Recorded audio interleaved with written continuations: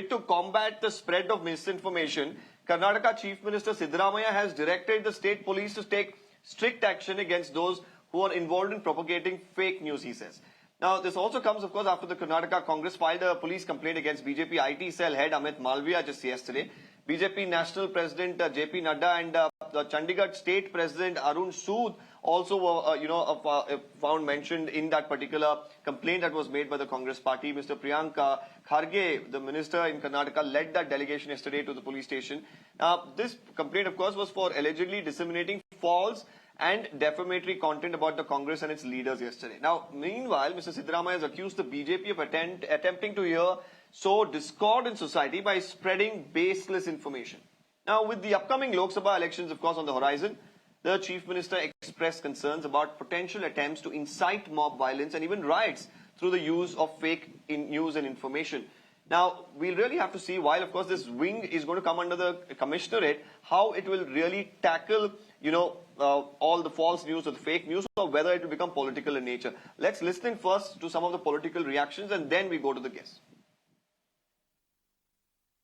Any fake news, any problem created on communalism and creating fake news, the government will take action immediately.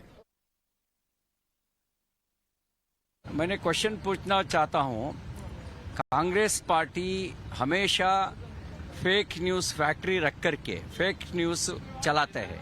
Modi ji के ऊपर fake news चलाता है. पिछले assembly चुनाव के समय में भी हर दिन फेक न्यूज चलाया था कांग्रेस पार्टी. वो लोग फेक न्यूज कंट्रोल करने के लिए टास्क फोर्स बन रहा है. आश्चर्य होता है. Well, Prashant from the BJP, Mr. Yadav from the Congress, and also Arun, all of them, of course, are still on with staying on with us. I'll come to the Congress spokesperson first, Mr. Nagaraj Yadav. Very interesting what you mentioned here, because a few months ago you were opposing the same thing that the centre did, and you said that this is a way to target the opposition. Now the BJP is coming back and saying the same thing.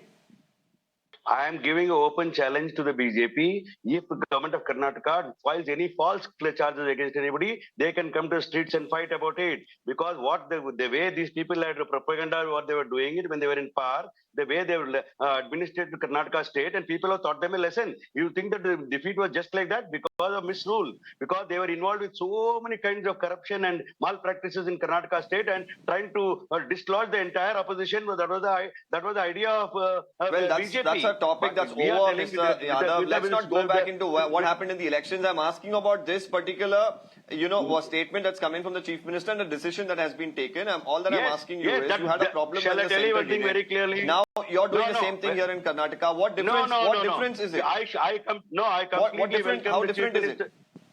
No.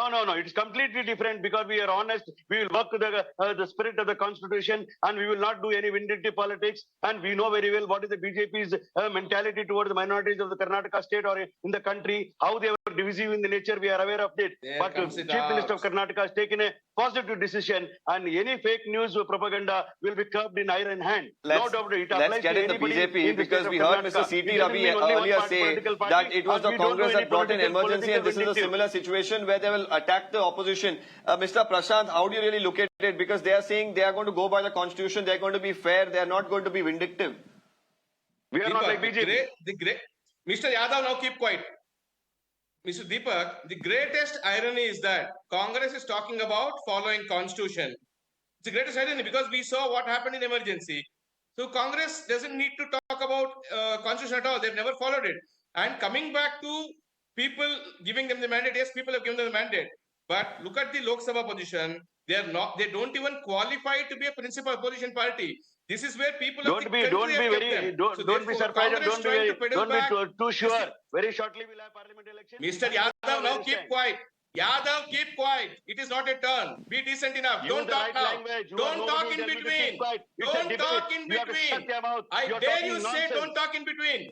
Let me complete my point. Then you let's not scream at each other. Mr. Yadav, give him his time. Let him speak. He allowed you to speak. Let's give him a moment to speak. You hate people of Karnataka. Deepak, this is not on. Yadav cannot interrupt like this. Now, Congress is talking about divisive politics. Go ahead, Carefully Prashant, look at go the ahead. words of Mr. Nagaraj Yadav. He only spoke about minorities there.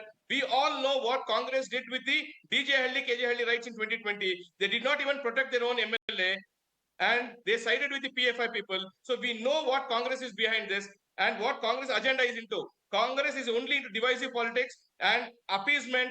And if there are two sides to Congress's coin, one is appeasement and one is corruption. And it is proven time and again. They did not come back and say, because when the center proposed something saying fake news has to be, the menace of fake news has to be settled, Congress was up in arms saying, no, no, look, you're going to target people. Now the same Siddaramaiah and DK Shivakumar are talking about fake news. So the greatest irony is that whenever center wants to bring out a law in curbing fake news or any such progressive measures, Congress is against it, and they would want to bring it in a way only to suit their divisive and communal agenda, which is what they're doing for appeasement, appeasement, appeasement.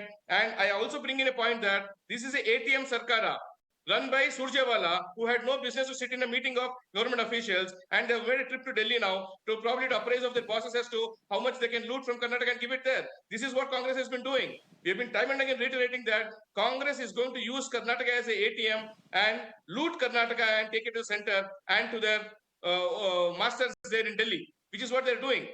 So therefore, let the whatever they want to bring out the law, let them bring in, and constitutionally, whatever provisions have been brought in, and wherever we have to challenge it legally, we will take the legal recourse, because we believe in the constitution, unlike the Congress. Mr. Yadav, I'd like to ask you, let's keep politics away for just a moment. For just a moment, Mr. And they were divisive in nature. Well, Mr. Nagaraj Yadav, you do have an opportunity right now to investigate the 40% Sarkara charge, of course, that you have been leveling for the last 6 months before the elections. I'm not going to deviate from the topic. I'd like to ask you, for the sake of our viewers, let's give us some clarity as to whether, do you have any clarity as to what this particular wing is going to target? What sort of fake news are you looking at? Is it just going to be political in nature, or are you looking at anything and everything that's posted by every individual in the state of Karnataka? Give us some clarity here. No, very, very clearly saying that it's not going to be only political. It's going to be it is going to be in all segments, wherever the fake news is being passed out, to create a communal clashes, to create confusion, to create division in the Constitution of India. We will not accept all these things. We will definitely want to work with the parameters of Constitution, and we'll see that we will believe in inclusiveness, and fake news which disturb the peace of Karnataka, which cannot be tolerated. It's not only for political, and we will not be political vindictive at all. And corruption is the matter where BJP has got no right to speak about it, because the people have sent them back home because of their 40% corruption. Let him remember what Madal Virupaksha has done it. Nagaraj Yadav, please investigate. Well, Mr. Arun, I'll come to you. Mr. Arun, how do you really view this, particular wing? When it begins to operate, do you feel that Mr. Prashant, let's bring in Arun. He's been patiently waiting, listening to both of you all go at each other. Let's bring in Mr. Arun. Arun, how do you really view this particular wing operate in Karnataka? Do you think it will be in the benefit of the state overall, or do you think we are going to look at more politics just play out? Deepak, first of all, I feel this is an interesting development. I don't remember any state government, resorting to this kind of setting up of a separate, wing for to investigate fake news. So to that extent, it's interesting. But we don't know the details. What are the details about this? What is the formation? Who will be heading that? What is the actual definition of fake news? These are some of the important things.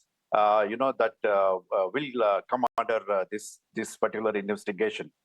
We have seen the havoc that fake news has created over the years, over the decades, in not just in Karnataka but in different states. It has given way to riots, and so many individual families have been affected because of fake news. So to that extent, it is good. But then the state government will have to apply caution in setting up such an agency, because this can be ruinous to the lives of many people. Because if the investigation goes wrong, if the case is taken up or vindictive in nature, and then it will do enormous harm to the people concerned, the people who are affected. So Karnataka government has to apply, all caution, has to be very careful in going ahead with this. Having said that, the state government has to immediately come out with details about this entire issue, because this is something that is new to Karnataka. Although fake news, is as old as social media. As I pointed out, several bad things have happened because of this, and I think Karnataka government needs to come out with full facts on this and not resort to keep anything for itself. There needs to be transparency. It will never Right, be political. Arun, interesting development, like you mentioned. We'll really have to see, of course, how they do implement this and how what is the real target, like you mentioned. Defining these aspects that are going to be looked into is also going to be crucial. Now, meanwhile, of course, let's move on from Karnataka to Tamil